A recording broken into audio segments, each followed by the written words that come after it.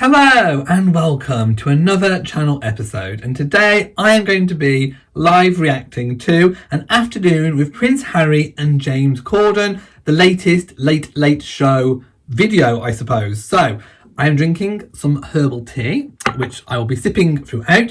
Just a disclaimer this time round, because I did the same type of video when Harry and Meghan launched their first episode of the Archewell podcast.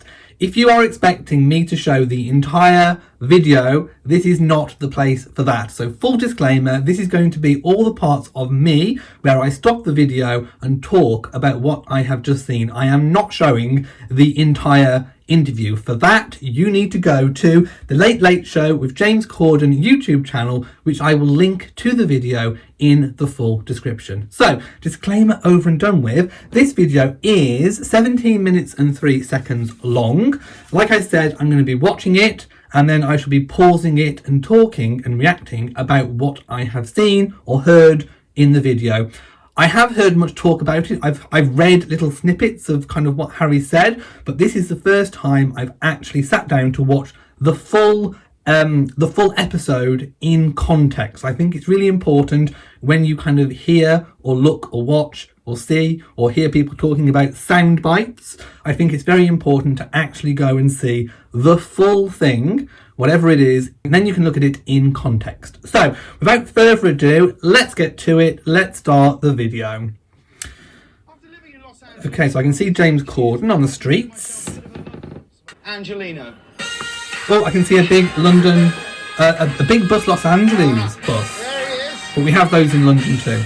Okay, he's picking up Prince Harry. I don't know where he's picking up from, somewhere in LA. I think some people are saying that's outside his Montecito home. I don't know. You know us Royals, we don't carry cash. Okay, so what I've literally just seen, I've just seen James Corden jumping on a big bus for the big bus tours. We have them in London. They must have them in LA as well. And he's driven the bus to somewhere in LA. Some people are saying already that they think it might be outside of Prince Harry and Meghan's home in Montecito. I don't know where he's picking him up from. Maybe someone who lives there might recognise the street. I don't know. And then James Corden's just asked Harry, you've got to pay the fare to get on. And immediately we have had the first reference to being a royal, which I'm a little bit surprised about, because this is 17 minutes long, and I kind of thought that any interviews that Harry and Meghan might be doing in the future might be about kind of what they're going to be doing in the future, what they're doing now, project-wise, charities, Archewell, that kind of thing. I didn't expect literally within the first 43 seconds for there already to be a royal reference from James Corden and Prince Harry. Yeah, I mean, is this going to be literally just full of talking about the royal family all the way through? Is it just going to be about Prince Harry's royal connections? Is this just going to be Prince Harry building his brand off the back of the royal family? I don't know. Let's carry on and watch. Okay, LA looks quite beautiful in the sun, I have to say. Well, look at us. Yeah. Oh, I should also say this was recorded before Harry obviously confirmed to the Queen that he was stepping back after the year in review. Allowed to. Oh, Prince Harry just said it's the first time he's been on an open top bus because he's not allowed to. I mean, presumably that would be for security purposes, because of course, as we know, when you have a Royal Protection Officer, the Royal Protection Officer is kind of separate from you. You are not if you are their charge, you are not their employer. The police is their employer. So if they obviously deem open top buses to be a security risk, then the royals are not allowed to go on them unless it's obviously in a controlled, approved way. So yes, now that Prince Harry has left the royal family and has his own security detail, they will be able to take instruction from him, which obviously has pros and cons, and it kind of makes you think, is a private security firm that you are employing really as safe as someone who's being charged to look after your safety on behalf of the state? You never actually go to sightseeing. Okay, Prince Harry always wanting to go sightseeing. Okay, so Prince Harry's saying it's the first time he's had a chance to see LA, because obviously everything's been in lockdown. By the way, I will comment on how Harry looks. He does look, very healthy. He looks very slim and trim. He does look happy. And yeah, So yeah, he looks quite healthy and happy. Okay, James Corden has just wheeled in a trolley full of like a traditional English tea with, you know, English china and cakes, looks like French fancies and scones and that kind of thing. Obviously, James Corden is funny. He's a funny guy. I loved him for his role in Gavin and Stacey. Yeah, I know him from UK TV and in particular Gavin and Stacey. So I think he is a funny guy. Obviously playing on Harry's, again, English and British connections with the kind of English tea. So let's carry on. Tea? Yeah. Go on, yeah, put it all in. Little splash. Yeah. There. Showing him famous houses. Just up there. Get it on Netflix. An absolute winner. That'd be cool. Oh, hang on. So 2 minutes, 24 minutes in, we've already got a reference to Netflix. Obviously, Harry and Meghan have struck a multi-year deal with Netflix. Will there be any further promotion of Netflix throughout this video? I don't know. Will we even get a mention of Spotify? I have no idea. But yeah, we've already had the first kind of reference to one of their deals. Again, like I say, is this, you know, obviously, well, I don't actually know what the purpose of this is. Is it to literally promote Harry in the USA? Is it to promote their new brand? I don't actually know what the purpose is. Or is it just literally to lark around and have a good old time with James Corden? Let's continue and find out. Oh dear, literally the bus just applied its brakes really suddenly and the whole tea set just kind of crashed, kind of. So yeah, mayhem ensues. Oh, and Prince Harry just swore. I don't know if that was actually written in as a funny moment or whether that actually just happened naturally. See, it looks kind of natural to me. A good idea. I think that was natural. I really do. Yes. This. Are they actually driving by the Fresh Prince of Bel Air's home? Or rather, the house where it was set? Right there is the Ah, house. it is! Fresh Prince of Bel Air. Oh, wow. Okay, so I used to watch the Fresh Prince of... I think, who didn't? Who didn't in the 90s? If you grew up in the 90s, you watched the Fresh Prince of Bel Air, Will Smith. I loved it. I loved Hillary. Hillary was my favourite character. I loved, you know, her glam and her sass. Yes, I loved Hillary. That Will Smith turns up to is good enough for the Fresh Prince. Okay. Do you remember the song? No. All about how man Let's get flip turned upside down. No, take a minute. Sit right there. right there. Prince of a town called Bel Air. See? Oh, they're not going to go in. Are they going in? They're going You're the in. owner of this house. No, Oh my my this is the God. house on the Bel Air, They're right? actually going in. How much would you sell this house to Harry and Meghan for? Give me an offer. There we go. Is James Corden trying to be a real estate agent for Harry? Is he trying to get him to buy the Fresh Prince of Bel Air's house? I'm shooketh. Prince Harry just said, I've had a COVID test. I need to go for a pee. The lady just let him in. Yeah, the Fresh. Harry's poking out the window, the little porthole window. Right. Okay, so James Corden has just took control of Harry's phone and he's asked to find where he can find the Duchess, where he can find Meghan. There. Let me take care of this. Is he calling Hey, her? Meghan. He's FaceTiming her. Now, listen. I've got to talk to you about something quite. Now, do you? Stop. Just one moment. Right, I'm going to have to turn my camera around because they've shown the phone. Just look at Meghan. That is not just a I woke up, got out of bed kind of look. That is a full makeover type look. I mean, look at it. She looks glowing. The hair, I mean, wow. The hair looks it looks like she's just stepped out of the salon. It really does. And of course, you know, we know that obviously now she was pregnant during the time of this being filmed. So that's why we have that kind of radiant glow. Makeup looking good, hair looking really good. Looks like she's dressed to the nines. Obviously knew, you know, this was kind of pre-planned that they were going to call. So I think it was kind of set up that, you know, that Harry and James were going to phone in Meghan and do a little bit of a call to get her involved as well. So yeah, let's just see what they're going to say. So James Corden was trying to sell the idea of living in the Fresh Prince's house, and Meghan said, no, I think we've done enough moving, obviously referring to the fact that they've moved. Well, first of all, they went to Canada, then of course they moved to LA, and then they moved to the Montecito home within LA. I didn't know we were calling you Has. Okay, so Meghan's just revealed the kind of pet name that she calls Harry. I think before we knew that maybe he could have been referred to as H, or H, as you might want to pronounce it. But no, Meghan's referred to Harry as Has. So Hazza. No, you're not my wife, so we're done. Thank you so Okay, one thing I will say about the interview so far is it's definitely a big, huge departure from any of the kind of more royal interviews that Harry has done in the past. We all know that Harry has been a bit of a cheeky chappy, and people in the UK generally love Prince Harry for being that kind of cheeky chappy, always ready to have a bit of a laugh, a little bit of a lark around.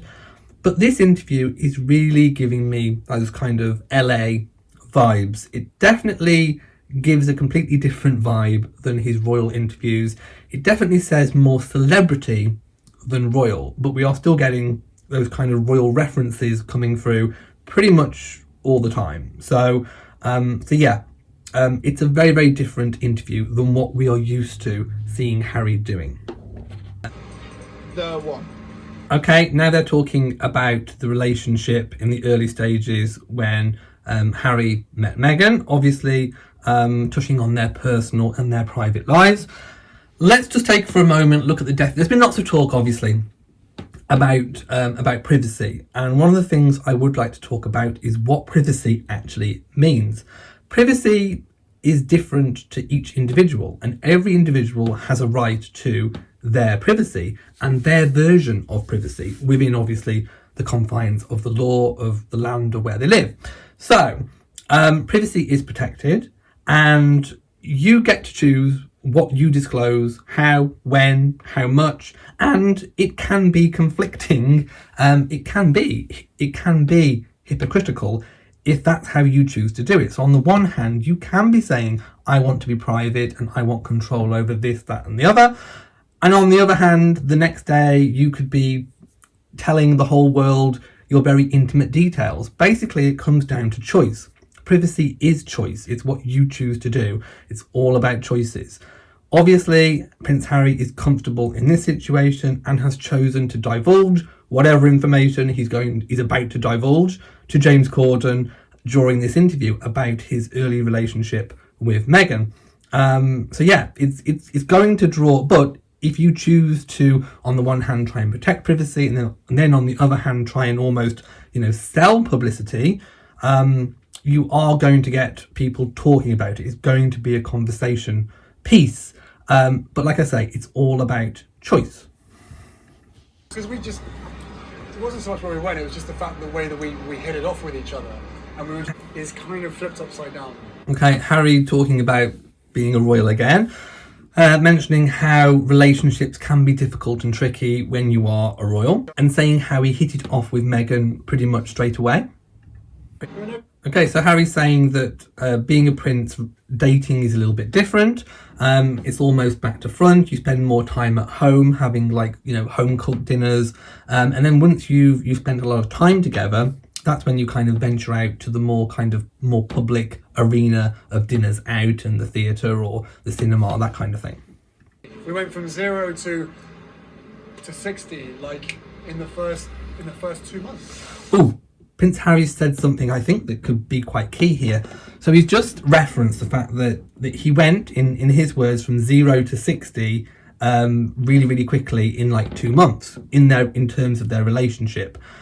So he's acknowledged that it went from 0 to 60 really, really quick, really explosive. Could this be why Prince William said potentially what he's believed to have said about, perhaps warning Harry about moving too quickly? Because Harry's just acknowledged that it was quick. Harry's just said, he's been honest. He said the relationship was really, really quick. I think Harry still feels that it was the right thing. It felt right. They'd spent lots of time together in each other's company. I think Harry clearly knew that Meghan was the one for him. But it was quick, and probably from outside people looking in, other members of the royal family who would have been the only people really to know about this relationship, and of course Harry's friends, close friends as well, it may have seen and appeared really, really quick. And of course William and some of the other royals or Harry's friends wouldn't have known Meghan as intimately in that short time as Harry did. So I'm thinking that if William did indeed give a bit of a warning to Harry, I don't think it was necessarily about Meghan as a person, because William wouldn't have had the time to get to know Meghan. It would have been about, I think, the situation in general. Just, are you sure? It's moved really, really quickly. Harry would have been absolutely 100% sure, because he's the one that would have spent all that time with Meghan one-to-one. So he would have been sure. But for an outsider looking in, even his own brother or friends, I think it would have appeared really, really quickly. Harry has just admitted that. So if William did, kind of say something to Harry, pull him aside and say something, I think it really would have been out of brotherly concern that things were moving too quick, because that's how it would have looked. I don't think it would have been anything to do with Meghan as a person. Like I say, William wouldn't have had the time to get to know Meghan on that level. Depending on how the day's been, how busy it's been, we do Archie's tea.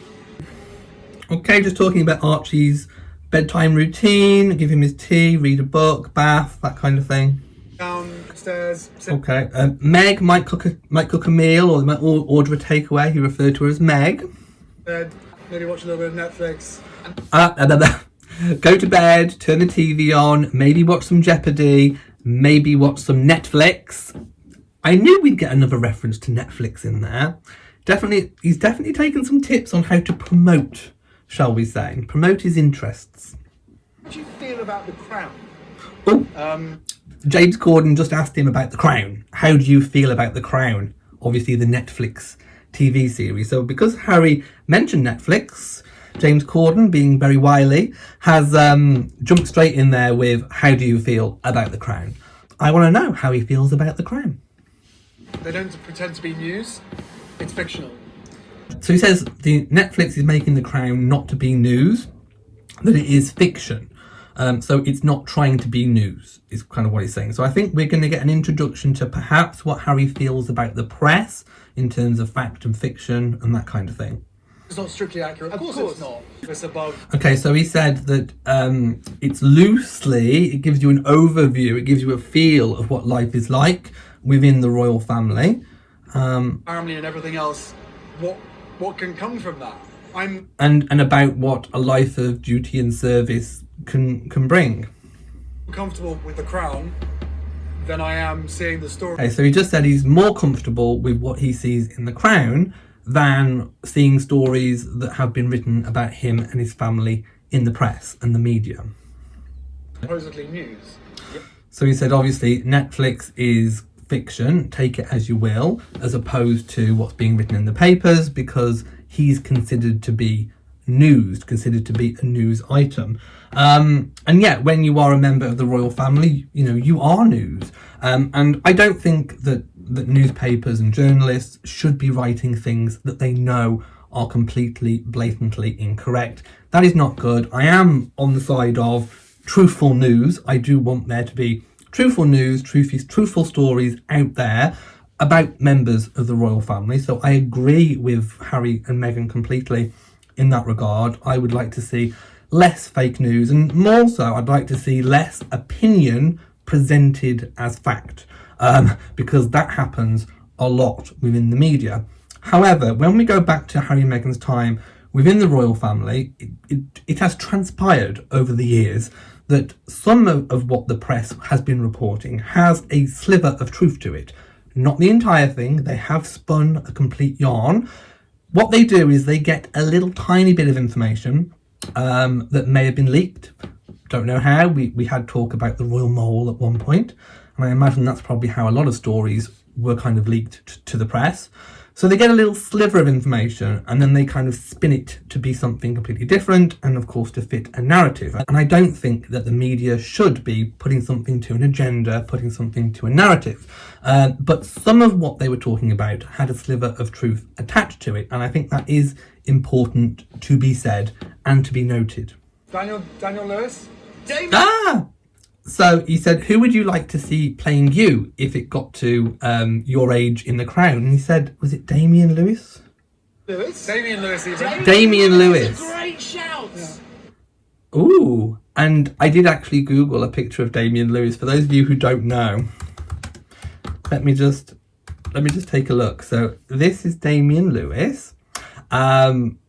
And he does look a lot like Prince Harry, to be fair. I think, you know, with all the makeup and the costume and wardrobe that the Crown can do, I could see that Damian Lewis could look a lot like Prince Harry. I don't know how he could act, if he could act like Prince Harry, but I can definitely see it in terms of look. So Prince Harry has obviously already thought about this in advance.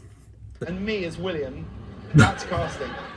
Okay, that did make me laugh. James Corden said that he should play William. I'd like to see that. Harry just said it's not great casting, but it is casting. What was his first word? Okay, so they've moved on to the subject of Archie. Harry said that, you know, Archie is really funny, he's hysterical, he's already putting words together, and he's just been asked what his first word was spoken. Crocodile. Crocodile. Crocodile? Apparently it was crocodile. That doesn't sound like a very easy first word. It's normally something like mama or dad or dada, that kind of thing. Maybe even cat or dog or something. But crocodile? I wasn't expecting that. That's a big word. It is a big word. What Archie wanted for Christmas, and Meg said a waffle maker. Oh, but okay, now we're on to what the Queen got Archie for Christmas. So apparently the Queen asked what to get Archie for Christmas. She sent us a waffle maker for Archie. No. So The Queen sent a waffle maker.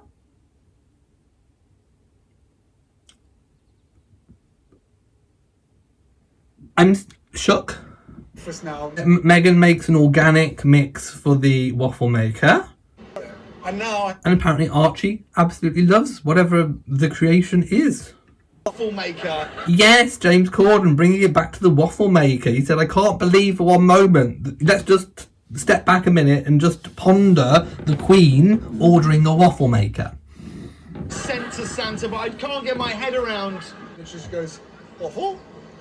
Does the Queen Apparently Archie wakes up and goes, waffle? know how to use a Zoom? Yes. Both my grandparents This do. is crazy. Ooh, more information about the royal family. Asked whether, his grandparents can use Zoom. Apparently he said, yes, both of my grandparents can use Zoom. 2 times they've seen Archie running around. But my grandfather, instead of... Apparently they've seen Archie running around a few times on Zoom calls, so obviously confirming that these Zoom calls have been taking place, as was reported. like pressing leave meeting. Yes. He just goes... That's really funny. So apparently, instead of pressing leave on the Zoom meetings, the Duke of Edinburgh, Prince Philip, just literally gets the laptop and shuts it and slams it. That is very Duke of Edinburgh. That is very Prince Philip, I have to say. I did find that highly amusing and entertaining because that is just funny. That is Philip all over. By the way, this was recorded before Prince Philip ever went into hospital. I should say that. He's like, bye, bye. And as I'm pressing, like, he just leans forward and goes... I'm like, in the UK anyway. Oh, so asked about what Harry thinks life in LA will be post-lockdown, he's just said he doesn't really know because obviously he spent most of his time in LA in lockdown, well, all of it pretty much in lockdown. So he says he thinks it'll be pretty much like what life was like in the UK. Let me just wind that back, so I want to kind of just get that again. I have no idea. Like, a slightly different version, but a continuation of what we were doing back in the UK anyway. Right? It's going to be... That's what. Right, so a continuation or a slightly different version of what we were doing in the UK anyway. So, of course, let's think back to what Harry and Meghan were doing in the UK. They were doing royal work. They were performing duties on behalf of the Queen, which obviously is in turn on behalf of the state of the United Kingdom.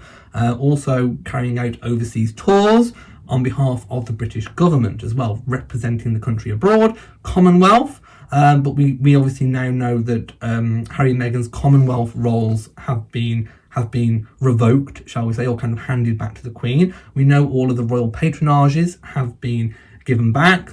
All the military appointments have been given back because of their decision to stay on the path that they are on in LA, being financially independent and non-working royals. So I can't really see how he could have seen, even at this point, life being the same as like a continuation of what it was when he was in the UK, because he's not going to be able to act in an official capacity. So this tells me that what Harry and Meghan possibly have planned is almost like recreating almost like a rival royal court, almost like a separate royal court on the other side of the Atlantic in LA, to almost rival that of the royal family in Britain. Are they trying to create their own royal family?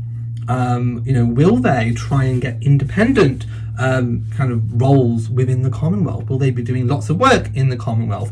Will they be doing kind of royal style royal tours? Obviously without formally representing the United Kingdom. Will they just kind of book places to go and visit and kind of make their own versions of a royal tour that's obviously not a royal tour? Will we see almost like a fake royal tour? I don't know.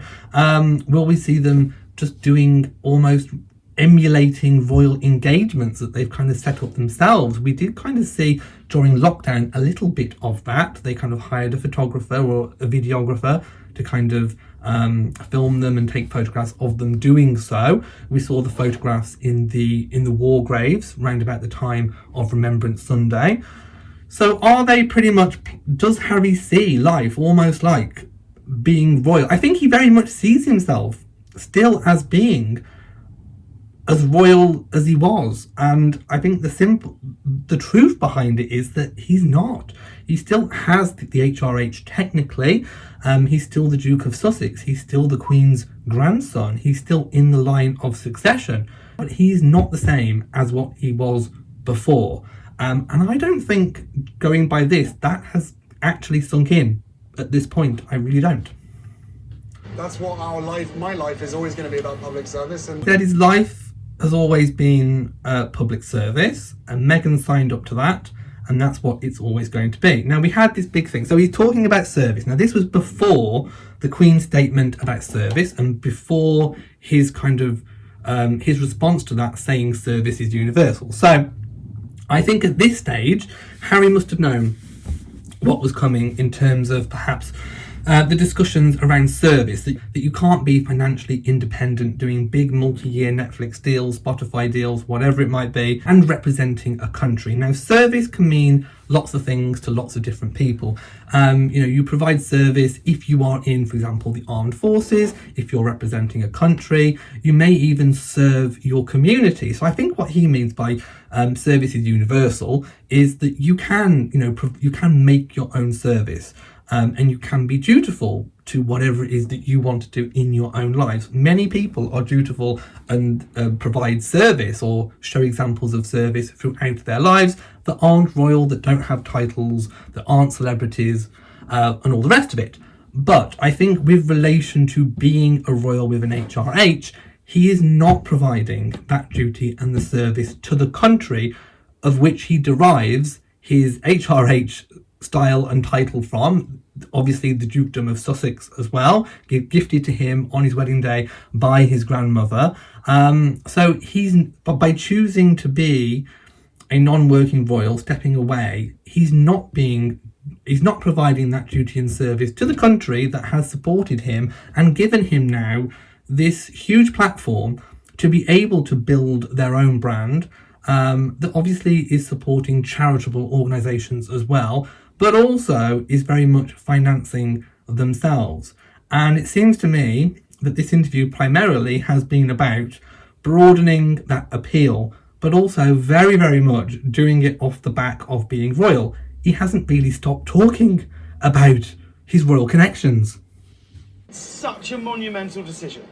Okay, so so Prince Harry's saying that he wants to change the world in any small way that he can. Obviously, making change, looking at world issues, problems, is very admirable, and I do applaud that. So let's carry on and see what the next question from James is. To have walked away from the royal family, why did you feel and the right thing to do for you? Oh, straight in there about James calls it walking away from the royal family. I'm just wondering how Oprah is feeling right now, because of course Harry and Meghan have just done an interview with Oprah, mostly Meghan. Harry comes in at the end apparently, where they are expected to talk about pretty much the same thing that James Corden has just asked Harry. I wonder how Oprah is feeling, seeing as kind of James Corden may have got the scoop before her. Your family. It was never walking away. It was stepping back rather than. So yes, Harry did choose to step back, but in doing so, he had this idea that you could almost be kind of half in, half out. That was very clearly and quite quickly put to him by the royal family at the Sandringham Summit that was not possible. You couldn't step back and be kind of half in, half out. It was unworkable when you were going to earn your money in the way that Harry and Meghan planned to do. They obviously had big plans. They must have explained that to the Queen, who obviously must have just thought that's not compatible. It's not like Princess Eugenie and Beatrice having, regular type jobs, low key, not in the headlines, not kind of stepping into that kind of political arena, very low key. It's not like that. They planned something much bigger, and that was seen and viewed as being incompatible. So in choosing to step back and continuing to do so, obviously at the year in review, Harry and Meghan have chose to continue to stay stepped back and being financially independent. In doing that, you have walked away because the Queen made it perfectly clear that to step back meant you couldn't be half in, half out. So he has indeed walked away. And if you choose to step back and you can't have it both ways, you can't be half in and half out, then you have also continued the choice to step away, to step down, to step away. But I don't think Harry at this point can actually see that for himself. And it was destroying my Okay, Harry said it was a difficult environment to be in. We all know what the British press are like, and yes, we do know what the British press are like. health. I was like, this is toxic. Yeah. Oh, he just said it was destroying his mental health and the environment was toxic. What I would do is I need to get my family out of here. So he said, I just did whatever any father would do. I got my family out of there. We never walked away. And as far as I'm concerned, whatever decisions are made on that side, I will never walk away.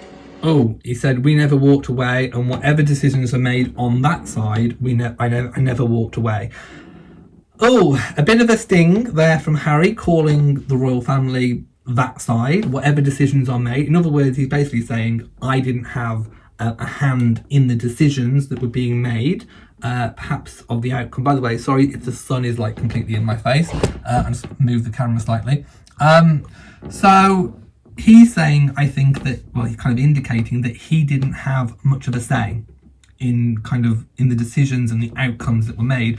But I think he's missing the point that he had every single say in choosing to do what he's done. I would like to know very, very much I would really, truly love to know what was actually tried behind the scenes. And it's important to note that we don't know what was tried behind the scenes to improve relations with the press, to improve relationships within his own family.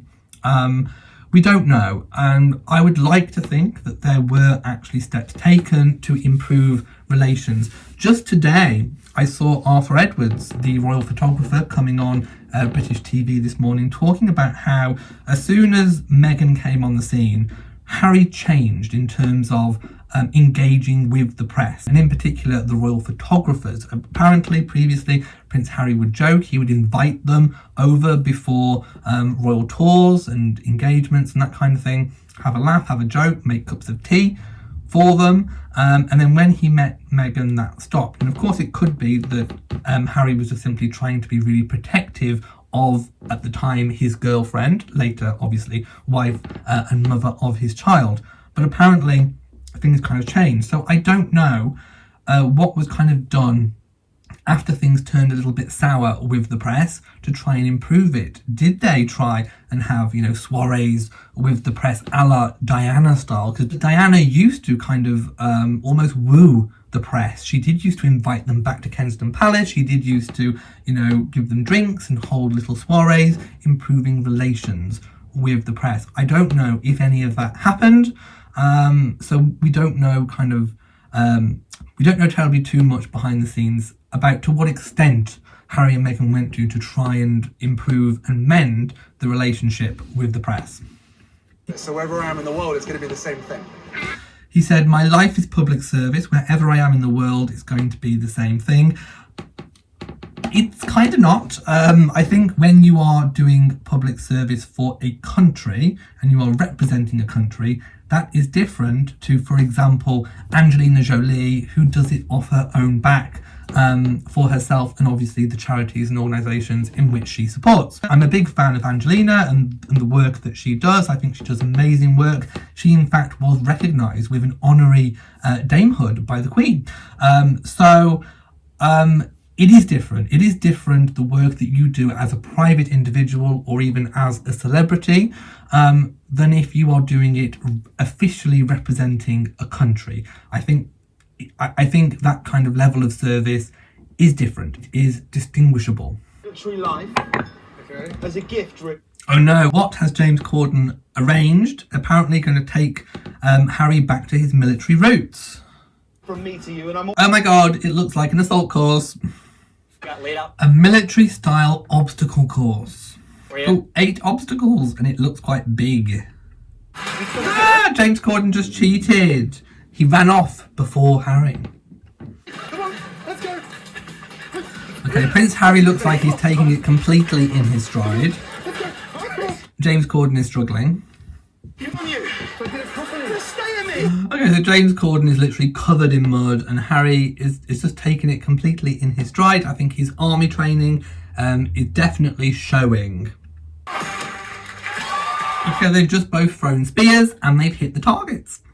Oh no, now they're climbing a rope and Harry's already half up and James is literally at the bottom. Shut up, Duchess. Okay, that is really impressive from Harry. He literally just walked. That was a walk in the park. That was a walk in the park, that assault course. And yeah, a very capable athlete, I think. You can do this. Okay, Harry's already up over the wall and James is definitely struggling. Okay, James is cheating and he's now climbing up a ladder. Come on, big Get lad. around it. Literally, Harry is offering James all the encouragement. And James has turned around and said, "I feel like I'm Archie at a playgroup and you're encouraging me." And Harry wins. First past the finish line. Again, it finishes on a beautiful shot of Prince Harry after the assault course, and he kind of pulls that kind of very cheeky face. Right, okay, let's talk about my final thoughts on an afternoon with Prince Harry and James Corden for the Late Late Show with James Corden. To summarise, a very different style of interview from Harry than what we are used to as royal watchers. I think from some of Harry's answers, he doesn't quite understand when obviously lockdowns are lifted and things are back to normal. I don't think Prince Harry fully understands how the decision that he has made, one which he has every single right to make to protect his family, I don't think he fully understands that his life has really changed. It's not going to be just a continuation as what it was when he was in the UK, literally, working for the country. He's now working for himself. He now has his own financial interests to consider as well. We saw that, and we saw the references to Netflix. We saw also the fact that Harry is not ready to give up talking about the royal family. I think the monarchy back in the UK has made it perfectly clear that he is a valued member of their family. They have basically drawn a line under it. They want to move on. They want to carry on with the important work of being the working members of the royal family, supporting a country that is going through Brexit and a pandemic. There is plenty of work to do for members of the royal family. They're ready to move on. I think Harry and Meghan are not in that place yet.